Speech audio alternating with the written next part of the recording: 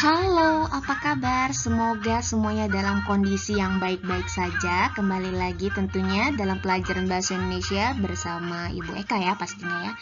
Oke, topik kali ini yang kita bahas masih sama dengan minggu-minggu sebelumnya, yaitu mengenai artikel. Hanya saja materi pembahasannya sudah berbeda ya. Kalau dulu kan kita membahas, yang pertama kan kita membahas apa itu artikel, baru ciri-cirinya, kemudian kalimat opini dan fakta yang terdapat dalam artikel, lalu bagaimana struktur kebahasaannya. Nah, kali ini kita akan membahas bagaimana kamu dapat menyajikan, bukan hanya menyajikan, tapi kamu dapat membuat artikel kamu sendiri, lalu bagaimana kamu menyajikannya. Oke, sebelum kita bahas itu, saya ingin mengingatkan kembali nih, supaya ingatannya dapat segar kembali ya, mengenai apa itu artikel dan ciri-cirinya. Oke, langsung saja. Pertama yang kita bahas mengenai apa itu artikel. Oke. Nah, artikel merupakan tulisan lepas berisi opini seseorang yang mengupas tuntas suatu masalah tertentu yang sifatnya aktual atau kontroversial. Oke, hati-hati ya ngomongnya ya. Dengan tujuan untuk memberitahu dan meyakinkan atau menghibur khalayak pembaca. Lalu bagaimana sih ciri-ciri dari artikel itu? Ya, ciri-ciri artikel itu pertama, ditulis berdasarkan fakta dan pandangan penulisnya. Lalu mengandung gagasan aktual, mengandung unsur intelektualitas, bukan merupakan hasil plagiasi. Ingat, kalau kamu plagiat berarti kamu pencuri ya, sama dengan mencuri itu loh, nggak boleh. Oke, lalu mengungkap masalah dan pemecahannya. Topik yang dibahas juga harus menyangkut kepentingan publik nih, karena kan artikel nih dibaca nih sama orang banyak nih, berarti kan itu harus tentang kepentingan publik tentunya ya. Lalu menampilkan identitas atau nama penulis. Nah, di sini kenapa kamu harus menampilkan identitas atau nama penulis? Karena kamu akan bertanggung jawab penuh tentang apa yang akan kamu tulis nantinya. Jadi kamu nggak boleh sembarangan menulis. Jadi harus benar-benar nih, harus ada pertanggungjawabannya nih. Makanya dia harus berdasarkan fakta.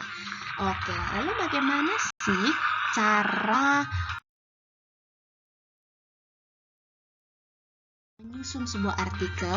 Nah, yang kamu perlu ketahui ya, menyusun artikel itu harus memperhatikan fakta. Makanya tadi kan harus kamu tanggung jawab ya kan? Jadi kamu harus menyusunnya sesuai dengan fakta. Nah, ini ada orang diskusi nih. Apa sih yang akan kita diskusikan di sini? Oke, tentunya pertama, bagaimana menyusun artikel yang sesuai fakta. Setelah menyusun artikel, tentunya kita akan membahas nih, bagaimana sih menyajikan artikel. Oke, lanjut yang pertama, yaitu mengenai menyusun artikel. Konstruksi artikel itu seperti apa? Nah, kita lihat konstruksi artikel itu seperti apa. Tentunya pertama harus ada judul. Nah, judul itu harus dibuat semenarik mungkin ya. Namanya juga, ini kan artikel mau dibaca orang nih. Nah, tentunya kita kan harus membuat judul yang dapat menarik minat orang untuk membaca artikel kita.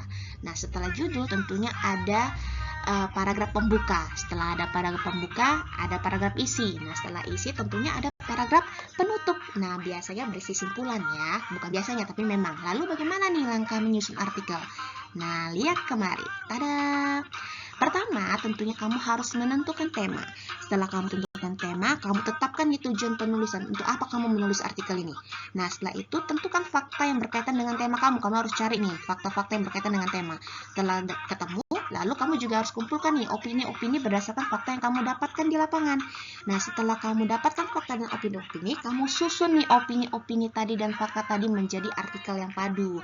Lalu terakhir, buat kalimat simpulan berdasarkan opini. Ini untuk paragraf penutup ya, berdasarkan opini yang sudah kamu dapatkan tadi. Nah, ini dia langkah-langkah menyusun artikel. Nah, setelah tersusun artikel, tentunya kita harus akan sajikan dong ya. Nah, bagaimana cara menyajikan artikelnya? Kita bahas di sini. Bagaimana cara menyajikan artikel? Tada. Oke, pertama, menggunakan kutipan kata-kata seseorang biasanya ditandai dengan adanya tanda petik 2. Nah, lihat ada tanda petik 2 tuh kan, atau biasa kita sebut dengan, kalau kalimat yang menggunakan tanda petik 2 itu namanya kalimat apa yuk? Kalimat langsung, iya. Kemudian menggunakan sudut pandang penulis dalam bentuk penafsiran terhadap fakta. Oke. Yang ketiga, menggunakan kata yang tidak pasti, misalnya kata mungkin atau rasanya. Kemudian yang keempat, menggunakan kata yang bertujuan menyampaikan sesuatu. Contohnya seperti sebaiknya, saran, dan pendapat. Oke, baiklah, itu saja pembahasan kita mengenai bagaimana cara membuat artikel dan bagaimana cara menyajikannya. Semoga materi kali ini dapat membantu kalian dalam memahami bagaimana menyusun dan menyajikan artikel. Semoga bermanfaat dan sampai jumpa pada materi yang selanjutnya. Bye-bye.